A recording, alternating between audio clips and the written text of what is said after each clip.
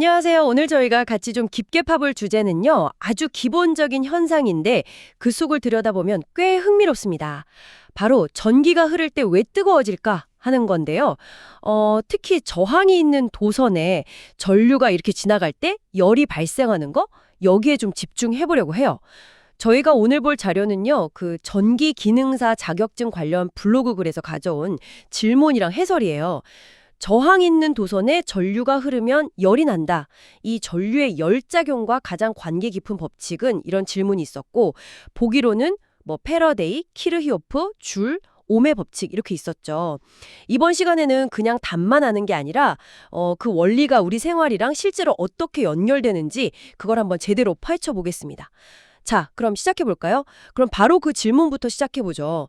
그 저항이 있는 길을 전류가 막 비집고 가면서 열이 나는 현상. 이걸 설명하는 핵심 법칙이 보기에 있었잖아요. 뭐였죠? 네, 그 자료에서도 딱 짚어주고 있는데요. 정답은 바로 줄의 법칙입니다. 줄의 법칙이요. 이게 1840년대 영국 물리학자 제임스 프레스콧 줄이라는 분이 실험으로 밝혀낸 아주 중요한 법칙이거든요. 아, 줄의 법칙 들어본 것 같기도 하고 정확히 이게 어떤 내용인지 좀 더 쉽게 풀어주실 수 있을까요? 네, 핵심은 의외로 간단합니다. 그러니까 도체, 전류가 흐르는 물줄 있잖아요.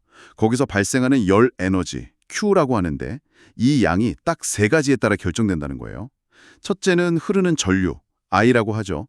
이 전류 세기의 제곱에 비례하고요. 네, 제곱이요? 네, 제곱. 그리고 둘째는 그 물질 자체가 가진 전기 저항값, R에 비례하고 셋째는 전류가 흐른 시간, T에 비례한다. 이겁니다. 잠시만요. 다른 건 그냥 비례인데 전류만 제곱에 비례한다고요? 그러니까 전류가 만약에 2배 세지면 열은 4배가 되고 3배 세지면 9배 이렇게 확 늘어난다는 거네요. 와, 저항이나 시간보다 전류 영향이 훨씬 큰데요? 정확하게 보셨습니다. 네, 바로 그 점이 아주 중요해요. 그래서 공식으로 쓰면 Q는 I제곱 RT 이렇게 되는 거죠. Q는 열량, 단위는 줄, J이고요. I는 전류, 암페아, R은 저항, 오메가, T는 시간, 초, S 단위고요. 특히 그 전류 영향력이 제곱으로 커진다는 건 우리가 전기회로 다룰 때 전류값을 잘 관리하는 게 이 열 관리에서 얼마나 중요한지를 딱 보여주는 거죠. 그렇군요. Q는 I제곱 RT. 공식 자체는 뭐 간단해 보이는데 전류의 제곱이라는 부분 때문에 뭔가 좀 함부로 다루면 안 될 것 같은 그런 느낌이 드네요. 이게 결국 전기 에너지가 열 에너지로 바뀌는 과정, 그걸 설명하는 거군요. 맞습니다. 바로 그 에너지 변환. 그게 전류의 열작용이라고 부르는 현상의 본질이에요. 전기가 이제 일을 하거나 저항을 지나가면서 열의 형태로 에너지를 내보내는 거죠. 그 블로그 자료에서도 관련 개념으로 전압 V, 전류 I, 저항 R 사이의 관계, 즉 ohm의 법칙 V 이꼴 IR 있잖아요. 그리고 또 단위 시간당 전기 에너지 양을 나타내는 전력 P 이꼴 VI도 같이 언급하는데요.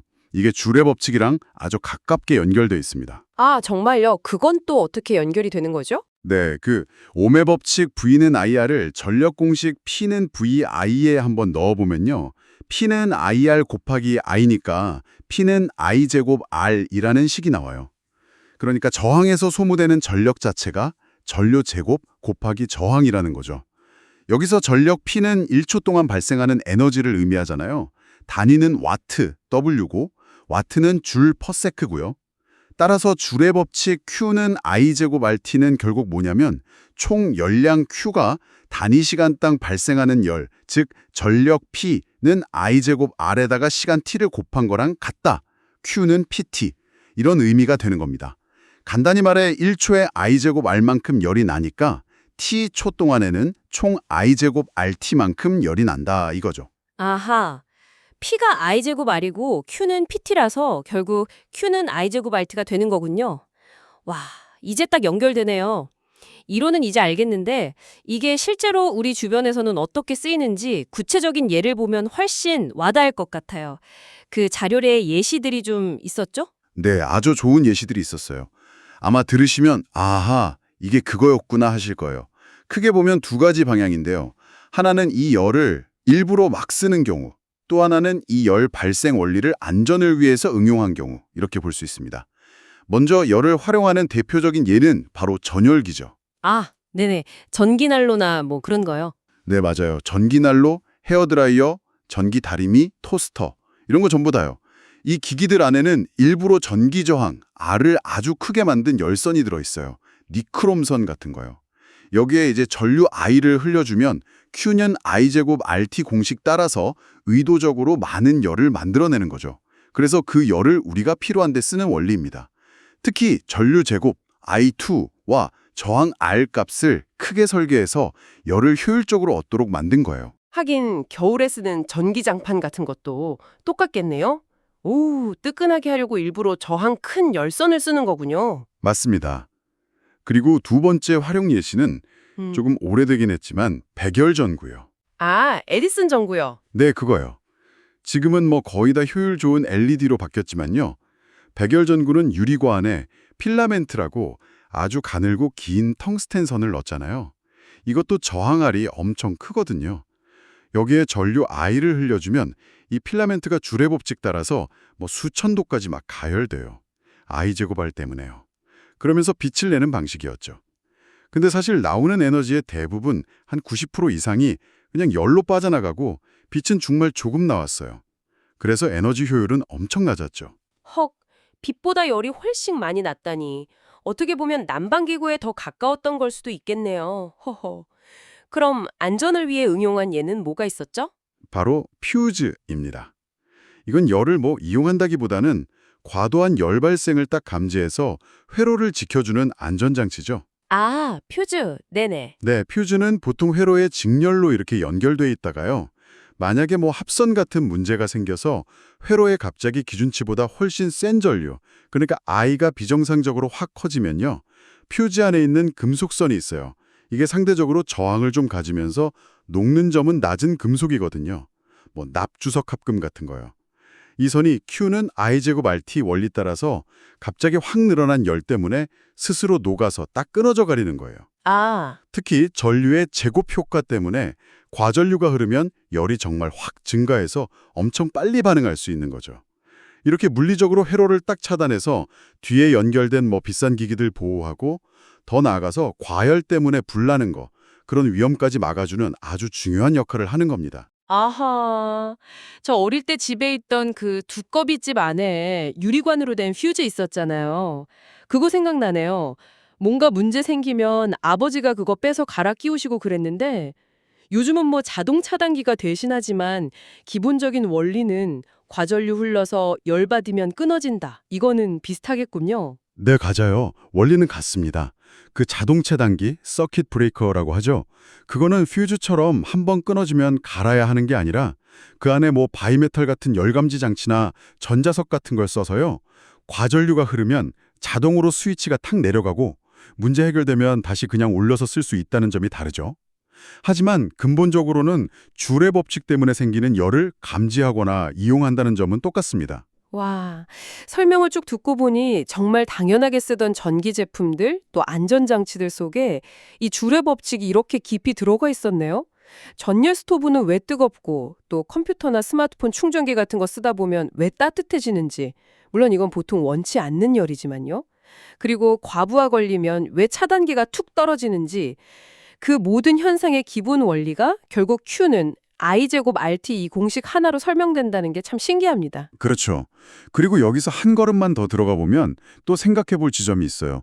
바로 이 열이라는 게 상황에 따라서는 아주 유용하지만 또 반대로는 엄청 골칫거리가 될 수도 있다는 점이에요. 아, 맞아요. 그렇죠. 전열기처럼 열이 꼭 필요한 데서는 최대한 많이 만들어야 하지만 예를 들어서 컴퓨터 CPU나 스마트폰 AP 같은 반도체 칩 안에서는 이 열이 막 성능 떨어뜨리고 수명 줄이고 심하면 고장나게 하니까 어떻게든 줄여야 하잖아요. 바로 그겁니다. 똑같은 Q는 I제곱 RT 법칙이 작용하는데 엔지니어들은 목적에 따라서 완전히 반대 설계를 해야 하는 거죠. 전열기 만들 때는 일부러 저항, R 큰 재료 쓰고 전류도 적당히 높여서 열 발생 Q를 극대화하고요. 반면에 컴퓨터 칩이나 뭐 전력선 같은 경우는 원치 않는 열 발생을 최소화해야 하니까 저항 R이 아주 낮은 재료, 뭐 구리 같은 거 쓰고 회로 설계할 때 전류가 너무 커지지 않게 제어하고요. 그리고 또 발생한 열을 어떻게든 빨리 밖으로 빼내는 냉각 솔루션, 방열판, 팬 같은 거 이런 걸 고민해야 하죠. 사실 이 열과의 싸움이 현대전자공학에서 아주 중요한 과제 중 하나예요. 특히 기기가 점점 작고 얇아지면서요. T는 줄일 수 없으니까 이 제한된 공간에서 I랑 R을 관리하면서 열을 빼내는 게 엄청난 기술적 도전이 되고 있습니다. 허허, 같은 법칙을 두고 한쪽은 열 만들려고 애쓰고 다른 쪽은 열 없애려고 애쓴다니 이거 진짜 흥미로운데요. 결국 Q는 I제곱 RT라는 이 단순해 보이는 공식 안에 에너지 활용, 효율, 그리고 안전이라는 중요한 문제들이 다 얽혀 있는 거네요. 네, 오늘 저희는 저항이 있는 고선에 전류가 흐를 때 열이 발생하는 현상, 그리고 이걸 설명하는 핵심 원리인 줄의 법칙, Q는 I제곱 RT에 대해 좀 깊이 있게 이야기 나눠봤습니다. 발생하는 열은 전류 세기의 제곱, 그리고 저항과 시간에 각각 비례한다. 이거 꼭 기억하시면 좋겠네요. 네, 이 법칙은 전기 에너지가 열 에너지로 바뀌는 가장 기본적인 원리이기 때문에 물리학이나 전기공학에서는 정말 빼놓을 수 없는 개념이에요. 전열기부터 퓨즈 같은 안전장치까지 그 응용 범위도 아주 넓고요. 더 나아가서 보면 모든 전기 회로에서는 사실 필연적으로 어느 정도의 열 손실이 발생하거든요. 이게 어떻게 보면 에너지 보존 법칙의 한 단면을 보여주는 것이기도 하고요. 우리가 에너지를 쓸 때 자꾸 효율 따지는 이유 중 하나이기도 합니다. 자, 그럼 오늘 이야기를 마무리하면서 여러분께 스스로 한번 답해볼 만한 질문을 하나 던져드리고 싶습니다. 다시 한번 Q는 I제곱 RT 공식을 떠올려 보세요. 만약 여러분이 엔지니어라면 열을 적극적으로 이용해야 하는 제품, 예를 들어 헤어드라이어 같은 거요.